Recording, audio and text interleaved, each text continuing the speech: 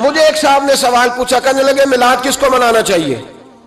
میں نے کہا اس بیٹی کو منانا چاہیے میلاد جو زندہ ہوتی تھی تو دفن کر دیا جاتا تھا، پر میرے رسول نے فرمایا اب جو بیٹی پالے گا نا میں اس کا بازو پکڑ کے جنت میں ساتھ لے کے جاؤں گا۔ میں نے کہا میلاد اس ماں کو منانا چاہیے جس کا بیٹا گلے میں رسی ڈال کے ماں کو منڈی میں بیچ آتا تھا۔ میرے مصطفیٰ کریم نے فرمایا جنت 7 آسمانوں کے اوپر سدرۃ المنتہا کے پاس تھی، پر میں نے وہاں سے کھینچ کے لا کے ماں کے قدموں کے نیچے رکھ دی ہے۔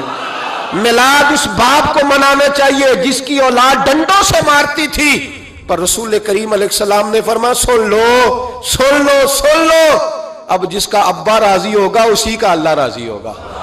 میں نے کہا میلاد اس غریب کو منانا چاہیے جو بھینس کی طرح بکری کی طرح منڈی میں بکتا تھا، پر مصطفیٰ نے کالے رنگ والے حبشی غلام کو سینے سے لگا کے کہا غریبوں کو چھوٹا نہ سمجھنا، میں اللہ کا رسول جب جنت میں جاؤں گا تو آگے بھی غریب ہوں گے، پیچھے بھی غریب ہوں گے، دائیں بھی غریب ہوں گے، بائیں بھی غریب ہوں گے۔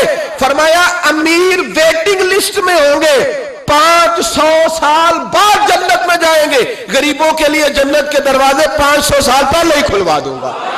اسے منانا چاہیے، میلاد منانا چاہیے۔ اور میں نے کہا مولوی سن، تجھے پوچھتا کوئی نہ، تیرا ذکر کوئی نہ کرتا، لیکن تو ممبر پہ بیٹھا ہے، تو محمد عربی کے نام کا کھا رہا ہے، تو علی کے نام کا کھا رہا ہے، تو عمر عثمان اور ابو بکر کے نام کا کھا رہا ہے، تو حسنین کا صدقہ کھا رہا ہے۔ تجھے نہ تیری کبھی کسی نے برادری پوچھی، نہ کبھی تیرا کسی نے ایڈریس پوچھا، نہ کبھی کسی نے تیری سند پوچھی، لوگ تیرے نعرے لگاتے ہیں، لوگ تیرے ہاتھ چومتے ہیں۔ پھر مان جا کہ تجھے صبح بھی میلاد منانا ہے، شام بھی میلاد منانا ہے، اور تجھے یہ کہنا چاہیے خس خس جنہ قدر نہیں میرا ایتے صاحب نو وڈیائیاں میں گلیاں دا روڑا کوڑا، ایتے محل چڑھایا سائیاں، تیرا کام تھا تیری آنکھیں بھیگی رہتی۔ اور اس بوڑھے کو بھی میلاد منانا چاہیے جس کے بارے میں میرے نبی پاک نے فرمایا سفید داڑھی والے کی جس نے عزت کی اس نے تو رب کی عزت کی، اس نے تو رب کی عزت کی میرے بھائی۔ اس مزدور کو بھی میلاد منانا چاہیے جس کے بارے میں نبی پاک نے فرمایا جو اپنے ہاتھوں پہ چھالے ڈال کے مزدوری کرتا ہے میں نے تو اسے رب کریم کا دوست بنا دیا ہے۔ ہر اس طبقے کو میلاد منانا چاہیے جسے میرے رسول نے عزت عطا فرمائی۔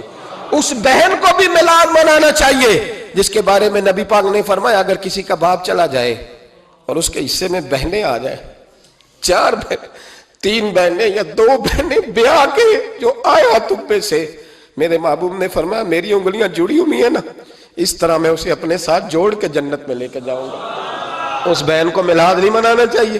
میرے رسول پاک نے فرمایا جس کی بیٹی واپس آ جائے، طلاق ہو گئی یا بیوہ ہو گئی، واپس آ گئی، نام بچ سکی، واپس آ گئی، فرمایا واپس آنے والی بیٹی کی جو باپ خدمت کرے گا، میرے رسول پاک فرماتے ہیں میں قیامت میں اس کا سفارشی بنوں گا۔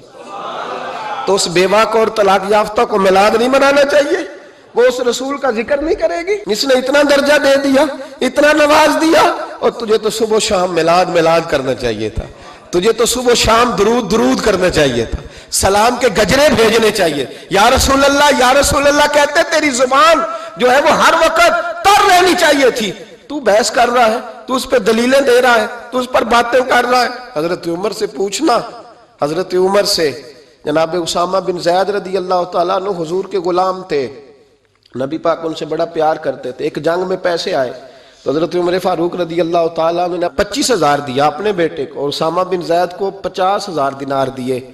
بیٹا کہنے لگا ابا جی وہ تو چھوٹے ہیں میں بڑا ہوں، وہ حضور کے زمانے میں بچے تھے میں جہاد کرتا تھا، یہ آپ نے کیا کیا؟ تو حضرت عمر رو پڑے، کہنے لگے بیٹا یہ تیرے باپ کے سر پر جو عزت کے بال ہیں یہ مصطفیٰ کے اگائے ہوئے ہیں۔ یہ نبی پاک، اسامہ سے نبی پاک کا پیار بڑا تھا، حضور کی محبت بڑی تھی۔ بیٹا اس کے ناک سے رینٹ نکلتی تھی تو رسول پاک اپنے ہاتھوں سے صاف کر دیتے تھے، حضور اس کو گود میں بٹھاتے تھے۔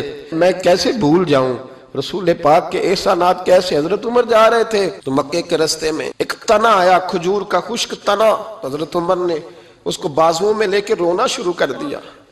عمر کیا ہوا؟ کہنے لگے یہاں تو میں اونٹ چرایا کرتا تھا، یہاں، اور میرا باپ مجھے مارا کرتا تھا، دیکھو آج عمر نعرہ لگاتا ہے تو کیسر و کسرا کہاں، او بھائی اصلہ نال جے نیکی کریے، ہاں اصلہ نال جے، اصلہ نال جے نیکی کریے، تے وہ نسلاں تاک نہیں بھول دے ہاں بے اسلام نال نیکی کریے تے پھول کنڈیاں نال تول دے. اور سن تیری دنیا بھی حضور کے صدقے بنی اور تیری قبر میں بھی کوئی ساتھ نہیں جائے گا, کوئی ساتھ نہیں جائے گا. قبر میں بھی مصطفیٰ کریم صلی اللہ ہو. اور دیکھنا قبر کے اندر بھی کبھی کوئی گیا ہے؟ قبر میں بھی رسول پاک, قبر میں بھی رسول پاک, قبر میں بھی رسول پاک. میرے استاد فرمایا کرتے تھے بتاؤ جس قبر میں نبی پاک آئیں گے وہاں عذاب کیا ہونا ہے؟ جب حضور ہی آ گئے تو عذاب کیا ہونا ہے؟ نبی پاک تو جدھر سے گزر جائیں رب وہ جگہ جنت بنا دیتا ہے. وہاں کیا عذاب ہونا ہے؟ وہاں تو دیدار ہونا ہے. تیری قبر میں بھی نبی پاک. اور حضور نے فرمایا میزان عمل پہ عمل تولیں گے تو پھر بھی میں تمہارے پاس ہوں گا.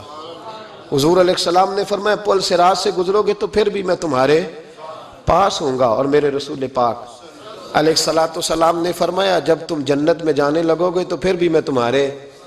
تو بتا تیرے رسول تو ہر وقت تیرے ساتھ ہیں, تو کب نبی پاک کے ساتھ ہوتا ہے؟ تو بتانا تو کب نبی پاک کے ساتھ. میں چھوٹے جلسے کا قائل ہوں, لمبی محفل میں گزارش کرتا ہوں دوستوں سے کہ لمبا جلسہ نہ کرو. لیکن ایک جگہ پہ میں گیا تو ایک بڑے پڑھے لکھے آدمی نے مجھے کہا مولانا ان کو سمجھائیں, آدھی رات تک بٹھائے رہتے ہیں, ان کو سمجھائیں. میں نے کہا میں سمجھاؤں گا پر آپ بھی ذرا اپنا لب و لہجہ تھوڑا دھیما کریں. تو پوری رات نہیں نبی پاک کے لیے جاگا اور میرے رسول تو ساری حیات تیرے لیے جاگتے رہے, ساری رات محبوب نے. کیا کہتے ہیں بریلی کے امام اعلی حضرت فرماتے ہیں ان کی مہک نے دل کے غنچے کھلا دیے, وہ جس راہ چل دیے ہیں کوچے بسا دیے ہیں, میرے کریم سے گر قطرہ کسی نے مانگا دریا بہا دیے, دربے بہا دیے ہیں. اور اللہ کیا جہنم اب بھی نہ سرد ہوگا؟ اللہ کیا جہنم اب بھی نہ سرد ہوگا؟ رو رو کے مصطفیٰ نے دریا بہا دیے, رو رو کے مصطفیٰ نے. اور پھر کہنے لگے رو رو کے مصطفیٰ نے ان کے نثار کوئی کیسے ہی رنج میں ہو جب یاد آ گئے ہیں سب غم بھلا دیے. جب یاد آ گئے ہیں سب غم. اسی لیے تو ہم کہتے ہیں میلاد کھل کے مناؤ. رسول پاک کا میلاد بہانے کرتے ہیں, بہانے وہ کرتا ہے جس نے کام نہیں کرنا ہوتا, جس نے کرنا ہوتا ہے وہ بہانے. اعلیٰ حضرت نے جو پروگرام دیا وہ بڑا لمبا چوڑا ہے, کب تک کا تجھے کیا بتائے. اعلیٰ حضرت فرما گئے حشر تک ڈالیں گے ہم, حشر تک ڈالیں گے ہم پیدائش مولا کی دھوم, اور مثل فارس نجد کے قلعے گراتے جائیں گے اور خاک ہو جائیں عدو جل کر, مگر ہم تو رضا دم میں جب تک دم ہے ذکر ان کا سناتے جائیں.